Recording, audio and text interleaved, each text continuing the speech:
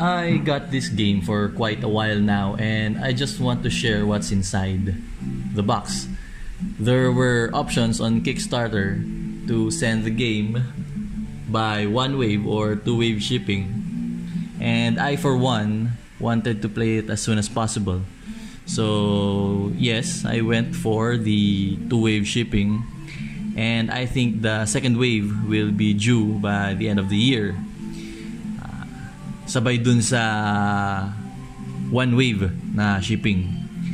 At para sa mga kumuha ng one wave at para sa mga hindi pa kumukuha ng game na to at interesado kayong kumuha, ito yung mga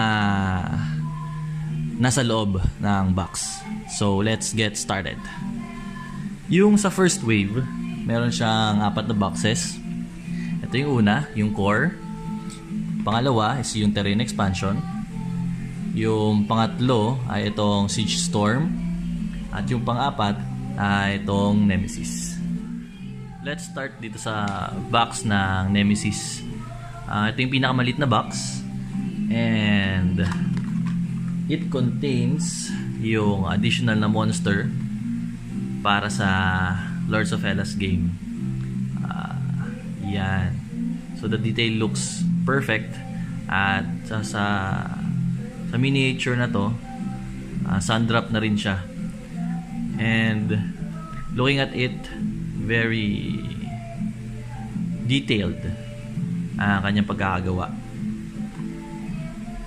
Next, meron tayong cards, 3 cards total.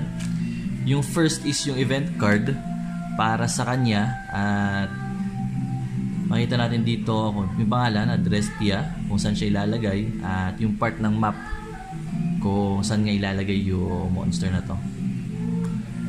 Yung 2 cards na to ay magkadikit, and yung isang card contains yung kanyang artifact. Ito yung makukuha mo kapag napatay mo yung monster na to.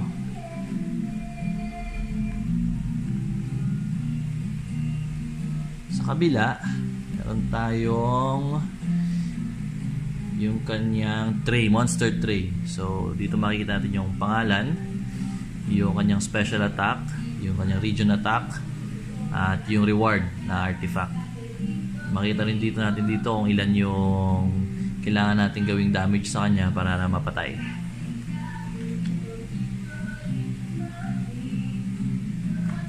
Lastly, meron tayong leaflet galing sa Awakened Realms introducing their game, which is Nemesis. Little background, and may mga praises din para sa mga game na to. So that's the first box, and let's proceed to the next. Alright, next box we have Siege Storm by Sir Marcin. So it's also by Awakened Realms, and it's a card game. First, okay, we have a card. We have the quick starter guide, and we have 2 decks. So 2 decks means 2 players. This box comes with their own slots. So mas madali na siyang ilagay at ayusin after playing. Let's start with ano ba to? It's Seraphia. It's Team Seraphia. So it's the medyo angel or the light theme cards. The art is very good, and an assortment of heroes. There we go. So I would like to play this game sometime. para naman hindi masayang yung pagbigay ng Awakened Realms ito sa akin. So, yeah, may additional na hindi, para sa kabilang ano na to. Para sa kabilang deck na to. So, that's one deck.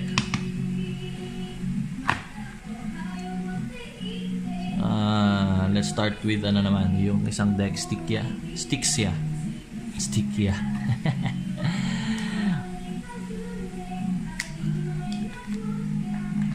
So, nice din yung mga ano niya, yung mga kanyang artwork and thick cards. Kung ikaw ay maalaga sa mga cards, so bibili ka ng deck ng card protector.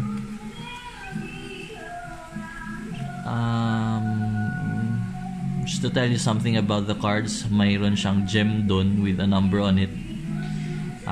2 swords with a number, so feeling ko ito yung magiging attack niya. And a shield with a number, this would be for sure, it will be its defense. And syempre yung name, an action, maybe an action if you put down this card, and a passive ability which helps you win the game for sure. Here we go. We've got dragons. Kung sa kabila meron tayong mga angels, here we have dragons and necromancers and cultists. So that's the, may zombie pa nga eh. Second deck. These cards ay some artwork. There. We have a No Man's Land card, which I don't know what it is. A front line for what? For Seraphia. And a front line for Stixia. And help cards for each team. Okay, next would be this one. Yung terrain expansion ng Lords of Hellas. So opening it, we have different kinds of miniatures para sa iba't ibang terrain ng game. So let's start with the biggest one, which is Sparta. The city of Sparta. Tapos we have the Oracle of Delphi or Oracle of Delphi, whichever. Ayan.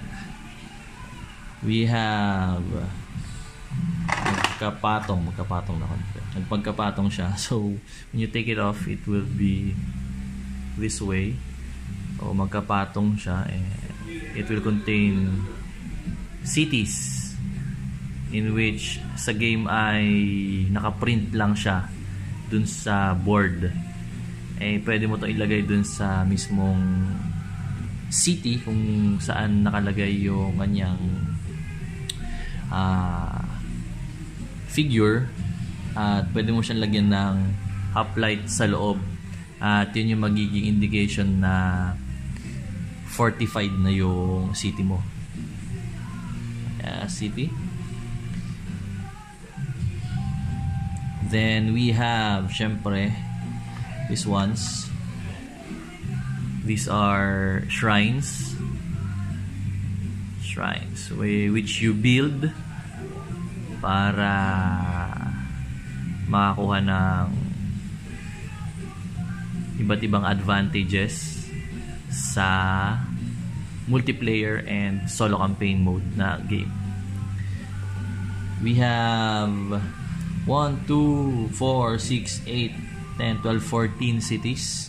15, yung pang 15 na city yung Sparta, which is the biggest one. And we have 1, 2, 3, 4, 5, 6, 7, 8, 9 shrines. 10 including this one, the Oracle. Alright, finally, we are here sa last and biggest box ng Lords of Hellas, which is the core game. And And again, developed by Awakened Realms. So let's get started. The box looks amazing. Maganda yung artwork, maganda yung pagkakagawa. At sobrang dami ng laman ng box na to ay hindi ko masara ng mabuti. Hindi ko may sagad yung pagkakasara nung cover sa kanyang pagkakalagay. Okay. Sana natin. First of all, we have a campaign book which introduces yung solo mode ng game na to. Kasi multiplayer siya, so nagbigay ang Lords of Hellas ng solo campaign para sa mga mag-isa lang maglalaro.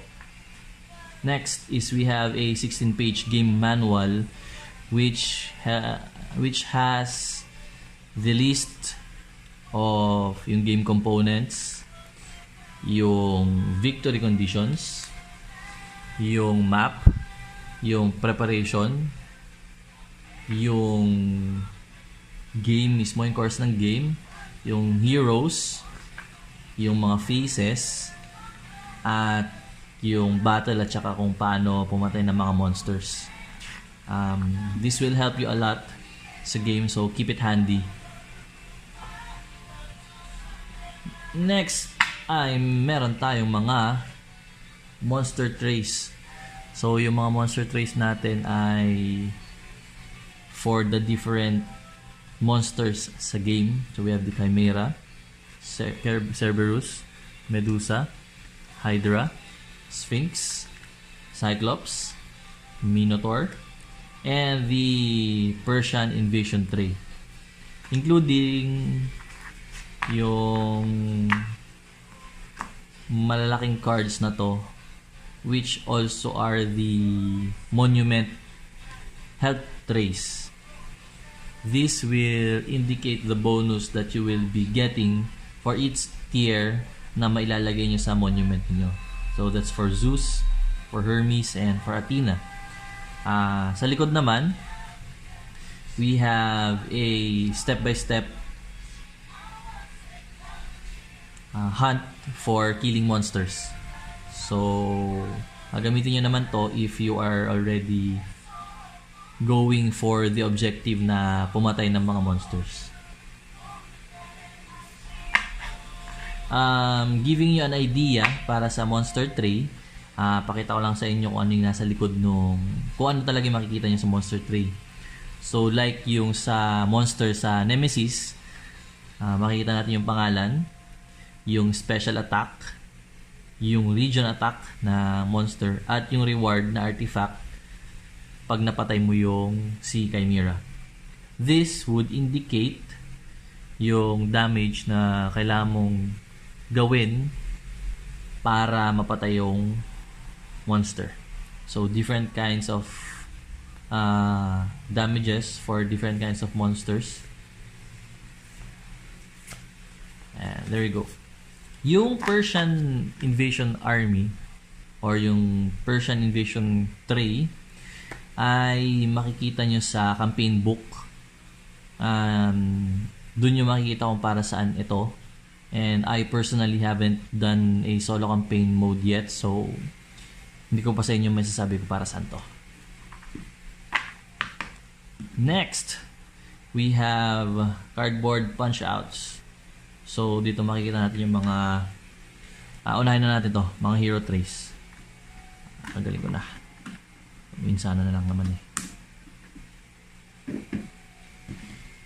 So, yung hero boards or yung hero tray natin ay divided into two. Yung upper one and the lower one. The upper one contains yung pangalan, yung special ability, at saka yung starting bonus ng hero. This one is for Helen. And let's see for Perseus, Achilles, and Heracles or Hercules, as we all know him. Yung bottom naman, yung bottom tray, ay composed of the special actions which are here. Special actions, the hero attribute, the leadership, strength, and speed, and your priest pool, which contains 4 slots of 4 priests. So, yung game ay color-coded, which means yung orange, brown, orange ay for Helen, green ay kay Perseus, blue ay kay Achilles, at red para kay Heracles.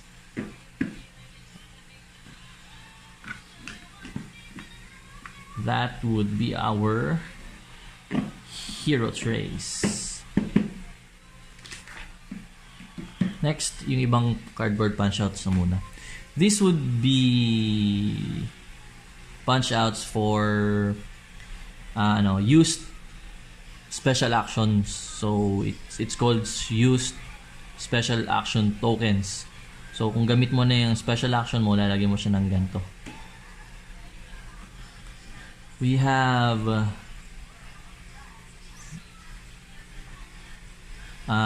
quests. So this would indicate yung iyong quest to do and for the rewards na sa likod. Kita nyo naman. Next, we have yung shrines. So we won't be needing these kasi meron na tayong expansion for the terrain, which is much better rather than these things. So hindi na natin siya kailangan i-punch out. Pero kung kailangan natin pagkasyahin yung mga components dito sa box, baka tanggalin ko na rin to. Lastly, ay meron tayong usurp tokens or glory tokens, and we have attribute markers. I will be showing you this last kasi sobrang laki niya at hindi siya magkakasya sa ating camera.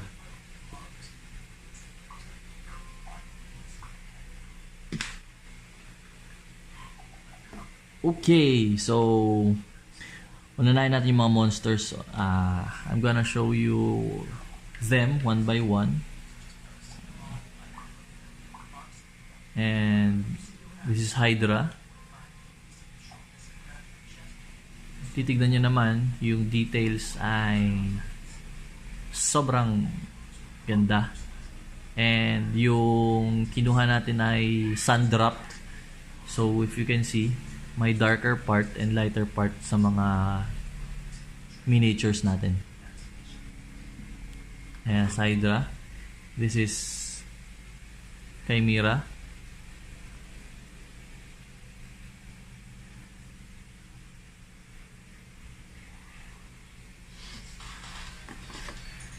Ito ay si Cerberus.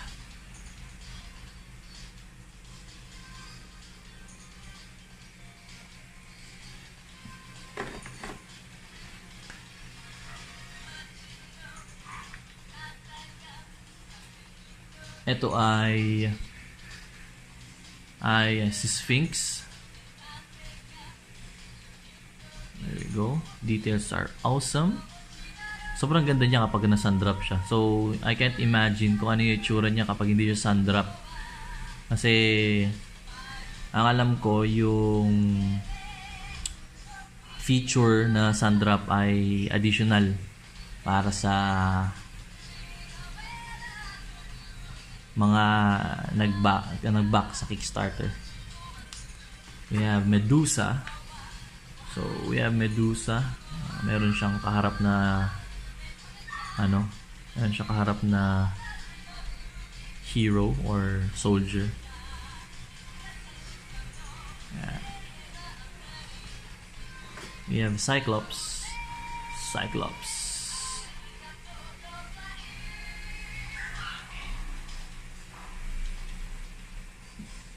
And Minotaur. So that would be all for yung ating monster miniatures. Next, we will be having sobrang daming supot the monuments. So yung monuments natin ay composed of 5 parts. I'm just going to show you Zeus's components para hindi na natin sila i-disassemble lahat. Zeus. So Zeus has this monument. It's huge. Sobrang laki siya. So it will be divided by 5. So first one is yung kinabit ko nga lang kanina. This is first one. Second will be torso and head. Third ay yung kanyang arms and waist. Fourth would be yung kanyang leg. And fifth would be the base, which sa game ay nakalagay na doon. At kailangan mo na lang ilagay yung last 4 parts na kanya katawan. So that is Zeus.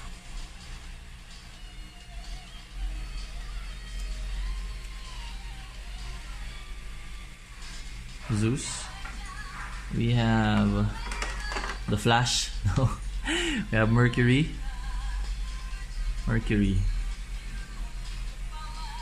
Hermes pala kasi ano to, Greek. So that's Hermes. Also 5 parts. And we have Goddess of Wisdom.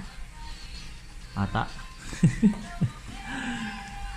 We have Athena. Ayan, Athena.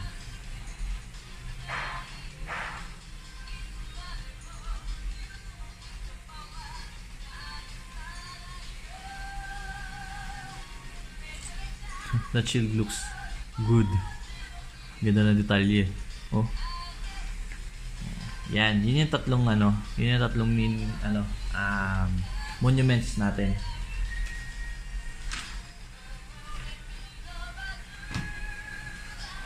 So we have, after the monuments, we have the smaller ones. We have the heroes. This would be Heracles. We have Perseus. We will have Perseus. We will have syempre si Helen, Lady Helen.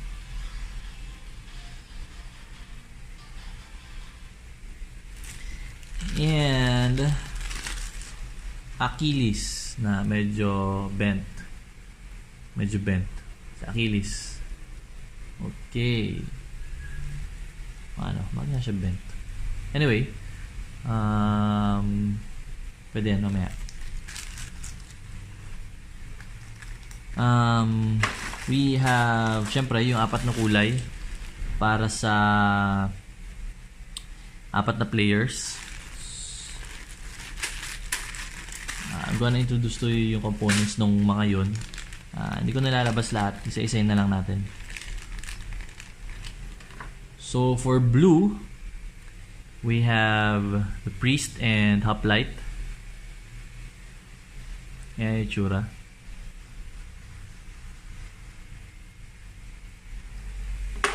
We have yellow, priests and hoplite.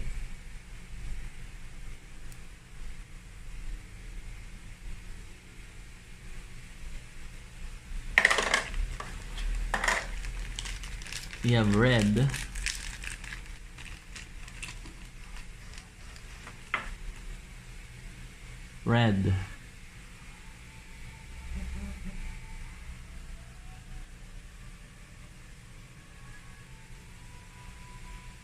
at syempre green. Priest, baliktad pala, ayan. Priest and an archer hoplite. That would be all, I think, for those miniatures. May mga konting na lang dito additional for damage tokens, and the monster die. After that, we can proceed to the cards.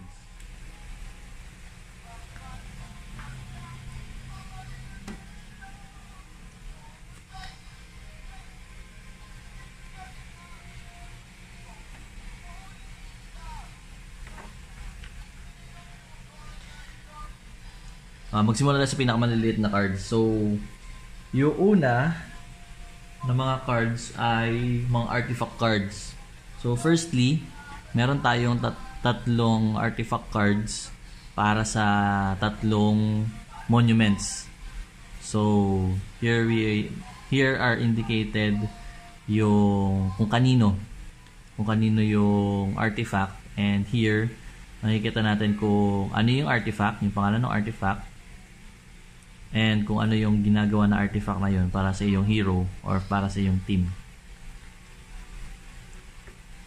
Next are yung monster na artifact cards, which you can identify kasi meron siyang pangalan sa likod and picture nung monster. So ganun din, dito nyo rin makikita yung pangalan ng miniature ng artifact, and yung kung ano man yung effect ng artifact na yon pag nakuha ninyo. Next ay neutral artifacts. These are neutral artifacts which you can earn by finishing quests or maybe killing monsters. Pwede yun. Yun yung pinakamaliliit.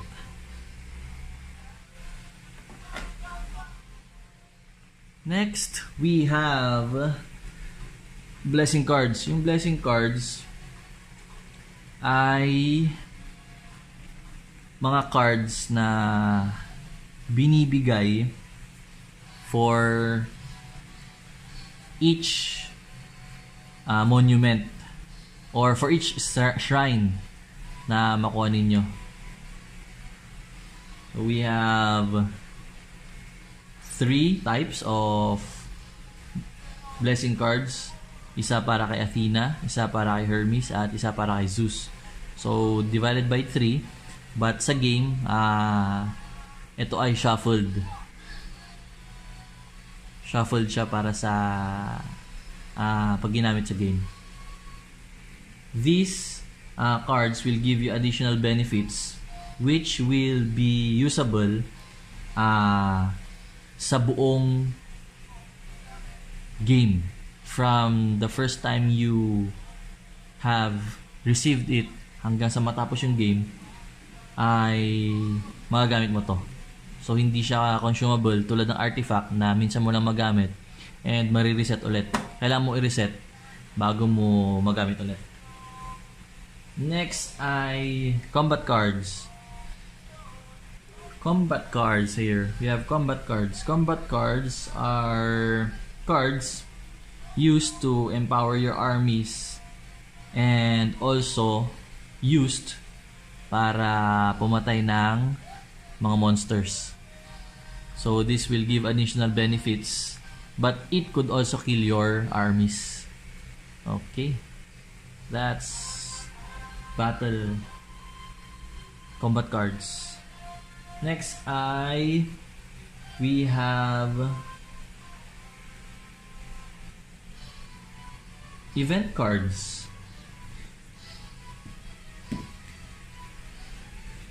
Yung event cards naman ay ginagamit sa initial part ng game, sa first part ng game.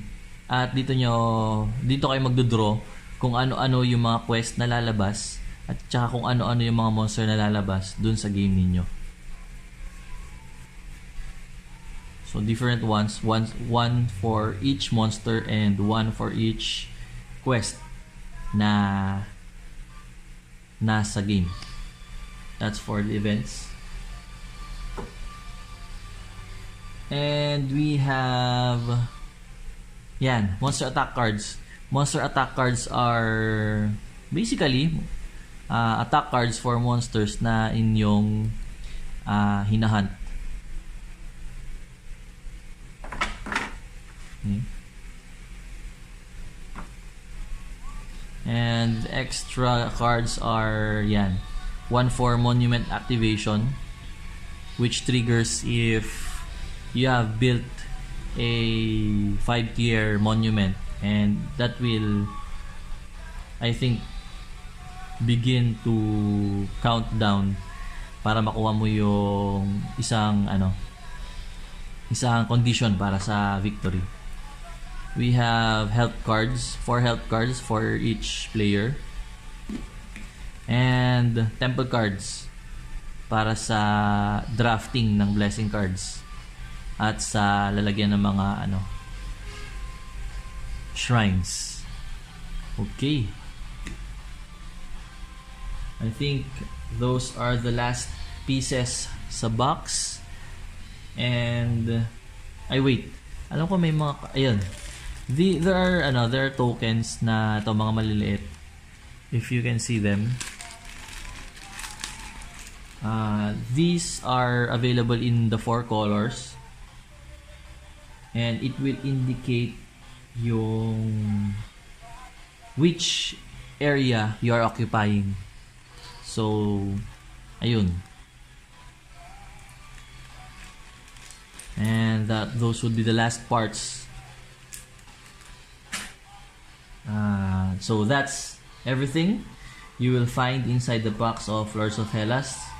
Thanks for watching, and stay tuned para sa mga susunod na video for solo campaign and multiplayer.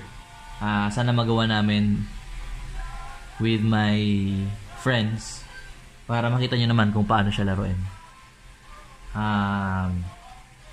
Farewell for now, and I hope you can subscribe and join me again for another out of the box project.